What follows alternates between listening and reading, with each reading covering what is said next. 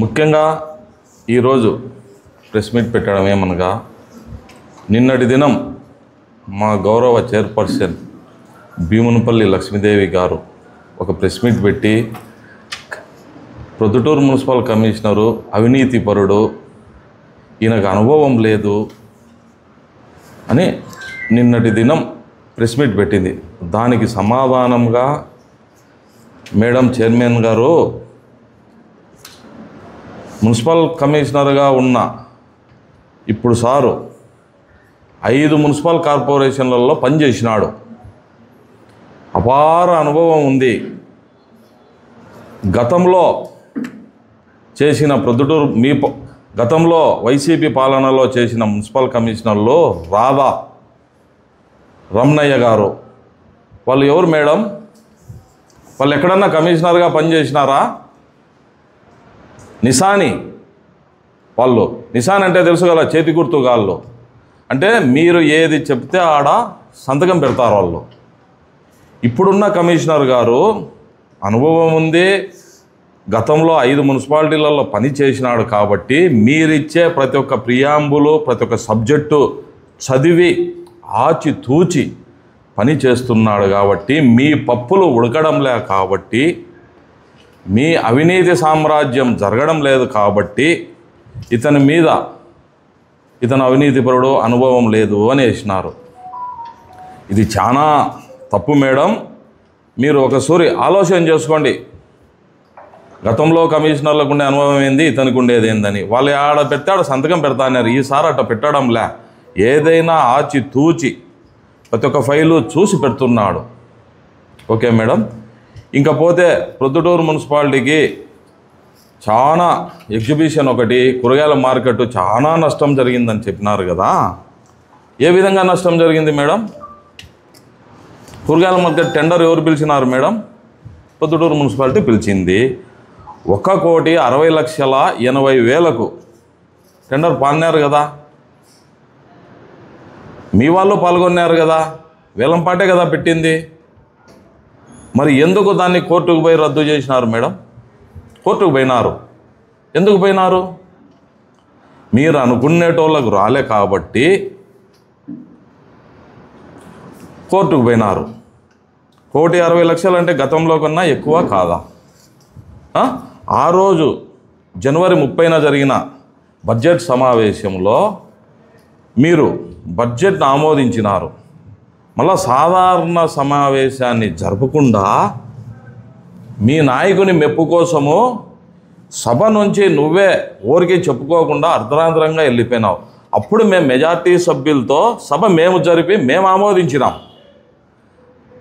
మరి అది ఎట్లా తప్పవుతుంది?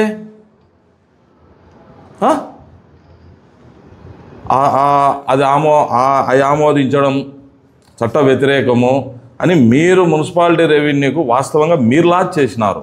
మీరు అనుకునేటోళ్ళకి రాలేదని. మళ్ళీ ఏమంటారు, కూటమి నేతలు ఎగ్జిబిషన్ కొట్టాలని అంటారు. మేడం, మేము అనుకుంటే గతంలోనే ఎగ్జిబిషన్ జరిగింది. కూటమి సంవత్సరం 6 నెలలు అయింది. ఎవరు పాడినారు గతంలో? చలపతి అనేతను పాడినాడు. ఎంతకు పాడినాడు? 1,75,00,000 పాడినాడు. అప్పుడు ఎక్కువ తక్కువ ఇది? మేమేమన్నా రెవెన్యూ లాస్ చేసినామా? మీది తప్పు. మీరు డబ్బులు రాబట్టుకోవడంలే వాళ్ళతో. ఆ డబ్బు మీద మీ చేతిలో ఉండేదాన్ని డబ్బులు రాబట్టి మేడం, మీ వాళ్ళే కదా. ఈయన బలరాం రెడ్డి ఎవరు? 25,56,000 బాకీ, మీ వాళ్ళే కదా. ఇదో ఈ 5 సంవత్సరాల నుంచి ఎవరు మేడం? మేమేమన్నా ఇచ్చినామా? అంతా మీ వాళ్ళే కదా. ఇదో ఇంత బ్యాలెన్స్ ఉంది. రాబట్టండి. మీరు మీ చేతిలో పెట్టుకొని మేమేదో కూటమి నేతలం ఎగ్జిబిషన్ కొట్టేదానికి ఏదో ప్లాన్ చేస్తాండం అని చెప్తాండారు. మా వాళ్ళు ఎవరు ఉంటారు? ఇదో ఉంటే లాస్ట్ టైం చలపతి ఎంత ఉన్నాడు? 16 లక్షలు. చలపతి 20 లక్షలు ఉన్నాడు. తీసుకోండి. మేమేమన్నా అడ్డం పట్టినామా? తీసుకోకండి అని చెప్పినామా? అతని కాడ కానీ తీసుకోండి. గతంలో ఉండేది ఎవరు? మాదొచ్చి కూటమి 1 సంవత్సరము, ఎవరితోనైనా తీసుకోండి, మేము ఎవరికి మున్సిపాలిటీ రెవెన్యూకు వ్యతిరేకులము కాదు. ఇప్పుడు మున్సిపల్ ఆఫీస్లో, మున్సిపల్ గాంధీ పార్క్లో క్యాంటీన్ జరుగుతుంది, ఎవరిది చెప్పు మేడం? మీ వాళ్ళదే కదా. మేమేమన్నా నిలబెట్టినామా? కూటమి పాలన వచ్చి సంవత్సరంన్నర అయింది, మేమేమన్నా అబ్జెక్షన్ పెట్టినామా? మేము అట్లా వ్యతిరేకులం కాదు, ప్రొద్దుటూరు అభివృద్ధికి ముందంజలో ఉంటాము. మీరు రోడ్ల మీద రోడ్లు వేసినారు, మీ స్వార్థానికి రోడ్ల మీద రోడ్లు వేసినారు. గాంధీ రోడ్డు మీద అన్ని కోట్లు పెట్టినారు, రిజిస్టర్ ఆఫీస్ కాడ అన్ని కోట్లు పెట్టినారు. ఏం చేసినారు మేడం? చిన్న వాన వస్తే ఈదుకుంటా పోవాలా. సెల్లులలో కామెంట్స్ వస్తూ ఉంటాయి, ఏ రోజన్నా నువ్వు తిరిగినావా? ఈరోజు ఏదో కమిషనర్ అవినీతిపరుడు అని మాట్లాడుతున్నావే, నువ్వు ఏ రోజన్నా టౌన్లో తిరిగినావా?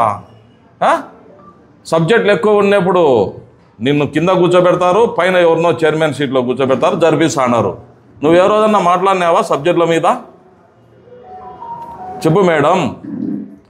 నీకు మా కమిషనర్ను కానీ కూటమి పార్టీని కానీ విమర్శించే హక్కు లేదు.